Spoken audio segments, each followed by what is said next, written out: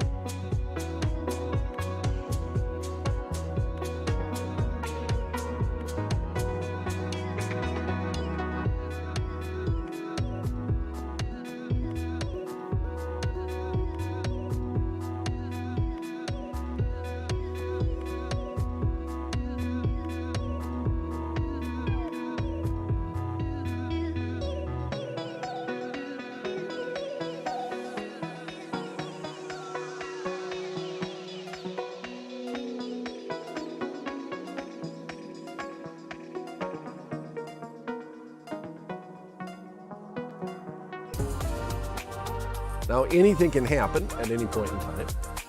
And you'll see a lot of activity. Those are the trades that I'm proud of.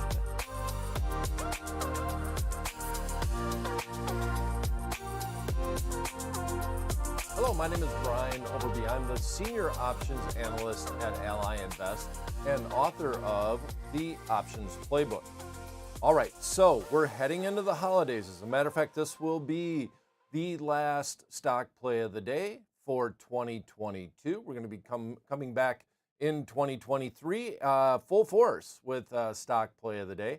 But with that mentioned, last week we went back and looked at year-end trades. Very simple things that we looked at. We looked at doing a covered call on maybe a stock that you had, or even looking at doing a collar on a stock that you may want to try to not sell in 2022, but maybe try to push off to 2023. Not too much to talk about that. Those strategies are what they are.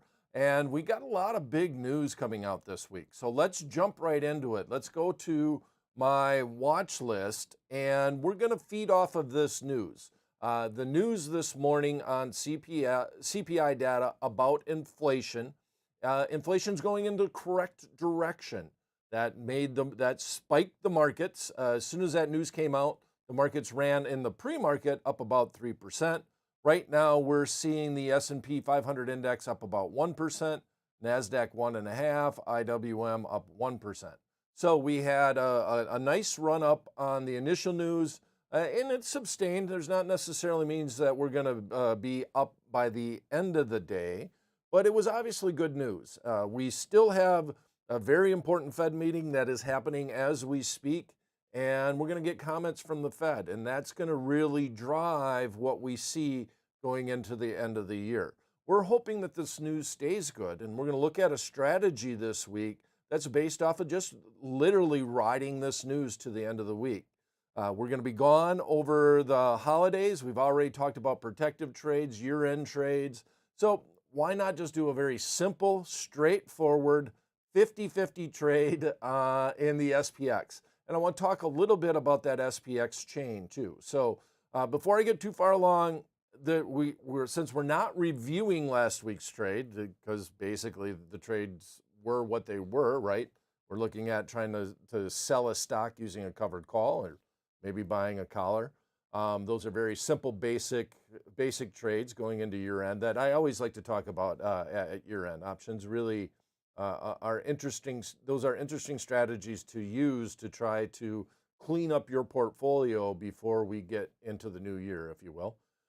So if you have any questions, please put them in the chat box. I've noticed that on the last few shows, some questions will pop up at the end. Even if you have a question, say one's coming and you're writing it, just let me know that you have that question coming. And we'll do a fairly decent question and answer session here at the end of the show if you have some questions, or if not. So I'm just going to an actual old standby trade that whenever we get some news in the marketplace that has been fairly good, or you could say you're short-term bullish on a strategy, looking at the SPX and looking at long call spreads is always an interesting trade to me. Or if I'm bearish, I like to look at butterflies. But in this instance, we're going to look at what's called a long call spread or a bull call spread. And we're going to concentrate a lot on how much time premium we're buying versus how much time premium we're selling. We have high implied volatility. I'm going to jump back to my dashboard real quick like here. And we see in the VIX watch list that the VIX did run up going into this news. Now we see it come off 2 points or down about 8%, trading at 23. Still high volatility in my mind. We would have to be down around that 20% level for me to kind of say that we're in the lower end of the spectrum. We still have the major news. The Fed, we're hoping, I expect the Fed to still be hawkish in their stance about raising interest rates. It's not like it's going to go away anytime soon. It's highly anticipated now that they are only going to raise interest rates by 50 basis points as opposed to 75. That was a high probability still. It was still a decent probability, a 25% chance yesterday based off of the CME FedWatch tool that they would raise 75 basis points. Now it's looking, now that we got a decent CPI number, and it's more importantly going in the right direction. So a lot of the people might be able to say that, well, yeah, maybe we did actually peak the last CPI number that we have. And now we can hopefully continue in the right direction as far as inflation is concerned. The Fed is very weary, and Jay Powell has mentioned this, that back in the day, we stopped with the increase of interest rates way too quickly and reversed the path, and inflation just stuck around. So they're going to be I don't really expect them to, because of the past and the history with rising interest, with raising the Fed funds rate and what they saw happen with inflation and the fact that they took off the hawkish stance too soon. I anticipate that they will still be hawkish. I think that they will be hawkish, but not quite as aggressive. So words will matter. So I expect Jay Powell to choose his words very,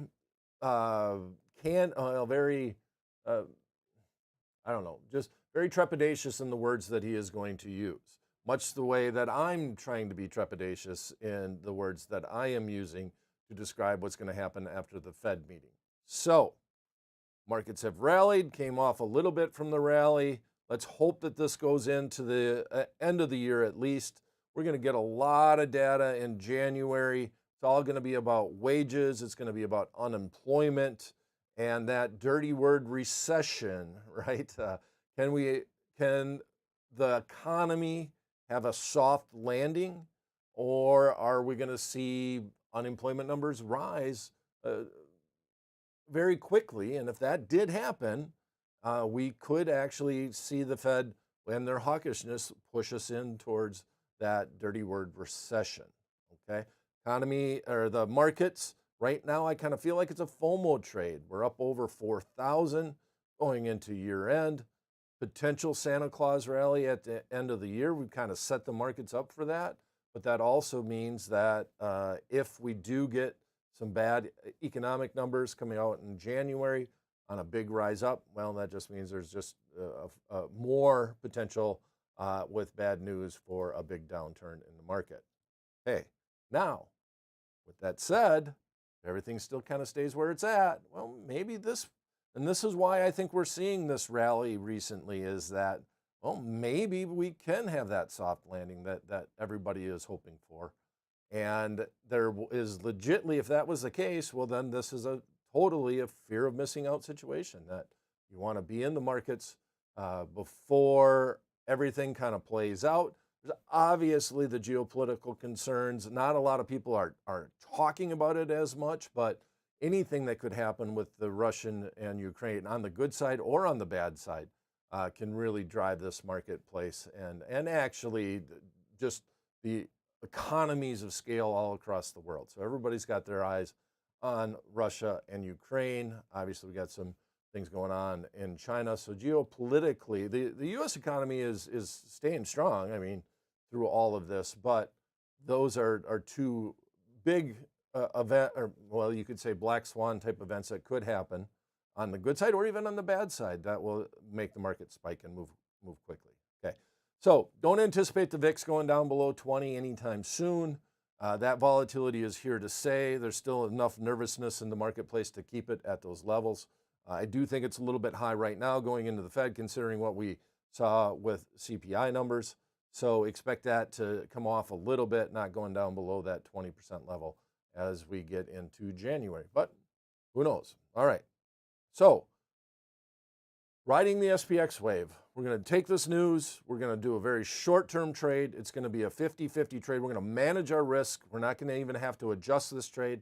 There is a potential adjustment that you could do, but we're not coming back before the Christmas holidays. So we're going to put this trade on and say, all right, we're going to risk $2.50 approximately to try to make $2.50. So if I lose that.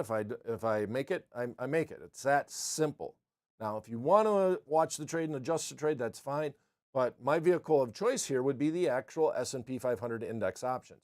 And it gives me the opportunity to talk a little bit about the nuances of the SPX options. A while back, we actually talked about the SPY, which is the ETF, the most popular ETF that tracks the S&P 500 index, and looking at going at a year-end type trade. And that was kind of a FOMO trade too, buying a deeper in the money SPX option contract going into the year end, going into the holiday season. So this one is just going to be about the news situation that has happened, and hopefully the markets can stay up going into this Friday. So very, very short and sweet. All right, so here's the trade we're going to look at. Here's inside the Options Playbook website. We're going to do a long call spread. Now, somebody actually sent me a message and said, well, what I'd really like to see is maybe a little red line where that stock would be. Where would you consider the long call spread? Well, it's all about your forecast. We're going to be fairly neutral on this trade.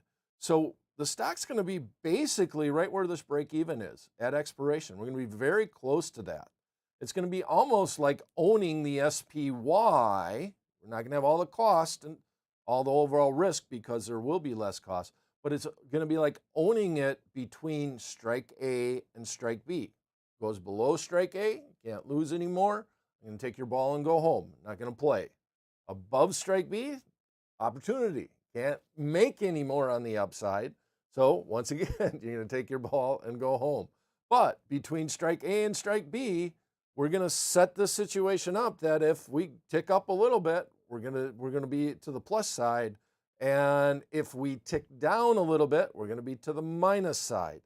And the way that we're going to do that to make that break even very close to where we cross this x-axis, where the S&P 500 index is at right now, we have to pay attention to how much time premium we're buying in strike A and how much time premium we're selling in strike B.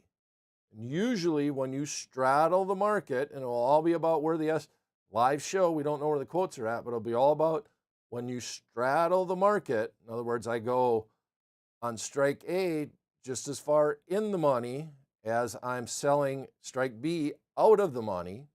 Normally in an index like the S&P 500 index, you're going to be buying the almost the same amount of time premium as you're selling.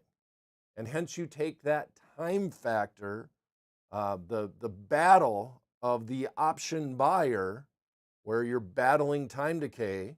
If the market's not moving or moves in the wrong direction, time premium is eroding. In this instance, if it's eroding on strike A, the one that we bought, well, it's also eroding on strike B. And if it's the same dollar amount or close to it, well, they're offsetting each other at about the same rate. That's simple. So very, very simple, very straightforward trade. I think it's a good little trade for this week before we head into the holiday season, or the remainder of the holiday season, I should say. Okay, so let's run over to the Ally Invest option chains. we see right now, the SPX has actually came off a little bit more, but we are up 25 on the day. We're up a little over 0.5%, 0.6%. And I want to point out the expirations because the S&P 500 index has more expiration dates and more choices than any other index that trades on the listed marketplace. And if you scroll down, you see expiration dates. Inside our change, we kind of highlight that there are some option contracts that are considered weekly. They got a W next to them. And some option contracts that don't have a W next to them. Now, this is a kind of a hangover from when they invented quote unquote weekly options, which literally just lasted a week. And that name has stuck. They are now weekly options. They're not part of the normal rotation of, good old classic option expirations. But there's many different expirations to choose from now. We now have basically daily expirations in the S&P 500 index. They've got an option contract that expires on Monday, on Tuesday, on Wednesday, on Thursday, on Friday. Okay, so they kept the old option contracts in there. Okay, so hang with me here. This option contract expires on December 16th, which is this Friday. That is a European style option contract. It does not have the W next to it. This one expires on the 16th also. This expires at the end of the day because it has the W next to it. It's considered an American style expiration. Don't worry about the term. Just know that it has all day Friday to trade before the option contracts cease to exist. This contract stops trading on Thursday, and the settlement price is based on Friday. So like I said, SPX is a different vehicle because of all the different nuances inside the SPX chain. Now, you're in an index. Some of the benefits of being in the index is that it's cash settled. You don't have to deal with the stock. In other words, if the market is if your option contracts are in the money on expiration, let's say you just bought a call option, all that you would get is cash into your account. It would go from the sell side over to the buy side because your option contract was in the money. Purely cash. You're not buying all the stocks in the S&P 500 index. That's all the index valuation is a gauge to look at where is the index versus where is the strike on that expiration date. And then if I keep going and I think about other things about indexes is there, and you'll have to look into this on your own, but dealing with some tax issues in the indexes.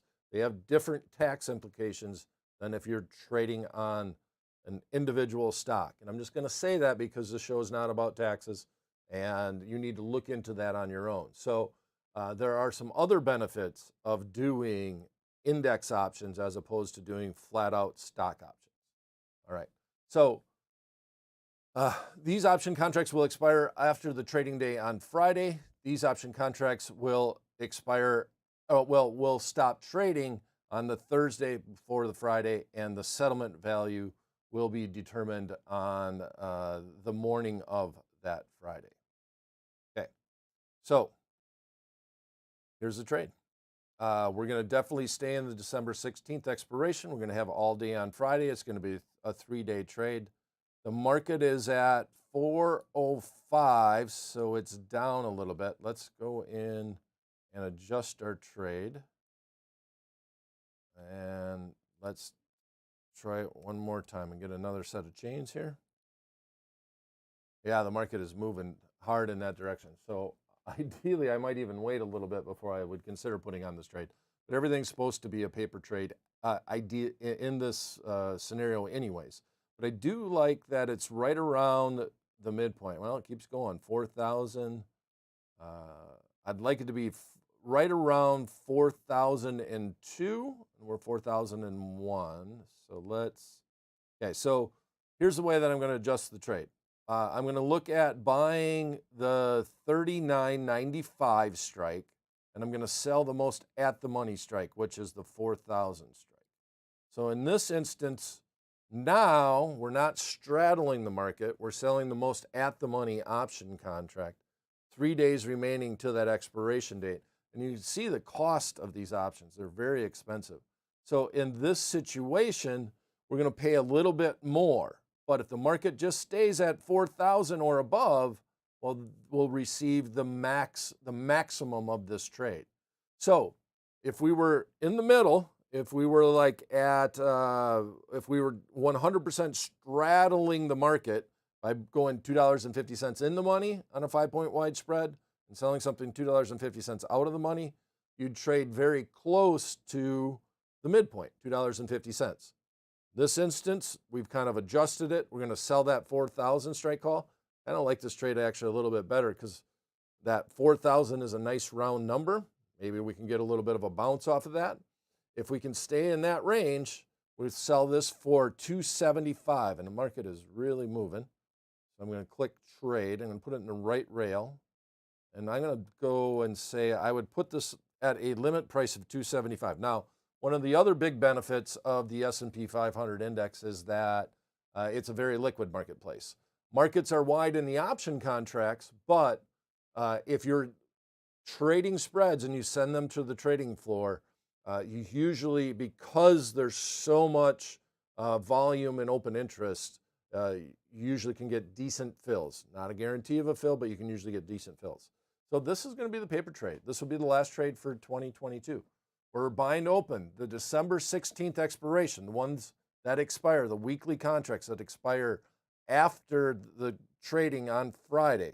And we're going to buy the 39.95 strike call. We're going to sell the 4,000 strike call. We're going to pay a net debit of $2.75 for that trade. The width between the strikes is $5. That means that the maximum we can make on the trade is $2.25.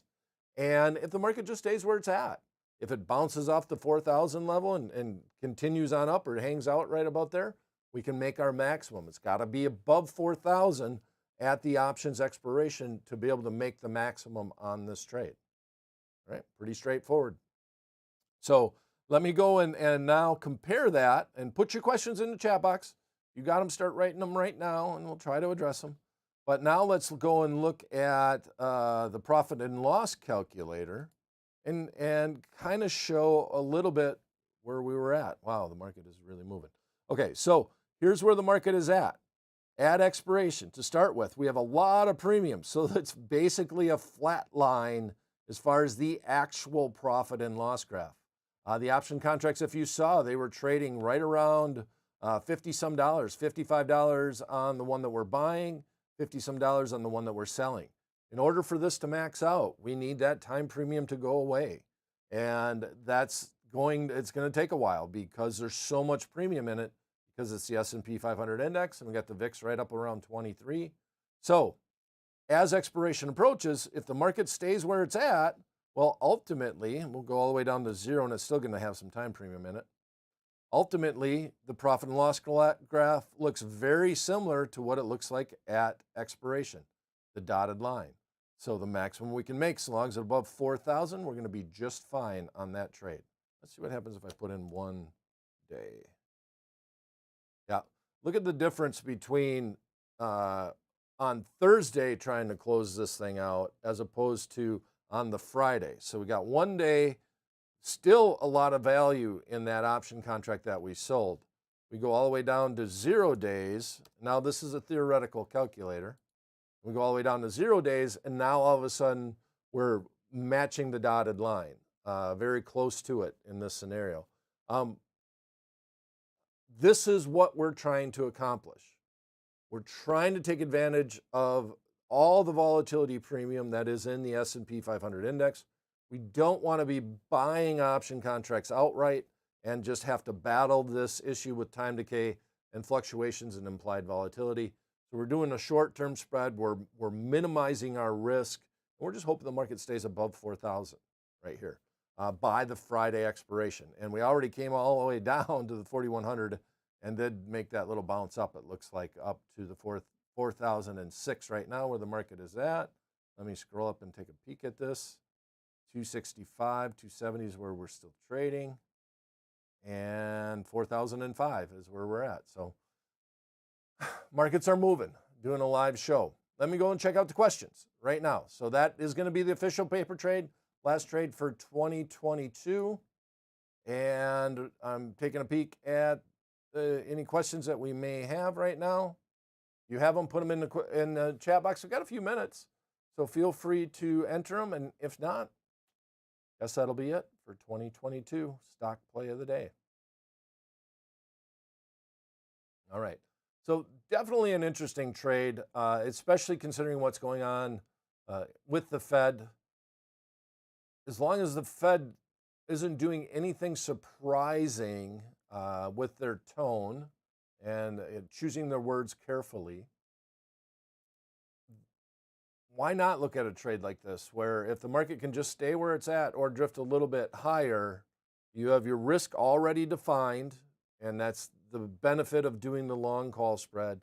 And if and time decay is on your side in our scenario, market moved down while we were on the show, and because of that, we were able to adjust the trade, I think, to a better scenario where we have less time premium exposure, and we just need the market to stay above that 4,000 level. I kind of actually like the trade a little bit. It's a little bit more interesting to me at the end of today's stock play of the day than at the beginning of it. So, all right. Thank you, Clinton. Happy holidays, best wishes, and a happy, healthy, and prosperous 2023. Appreciate it. And with that, that's going to be it for this year's episodes of the stock play of the day. Please click subscribe, ring the bell, make sure you get all the notifications for 2023, and have some happy holidays. Thanks for coming, everyone.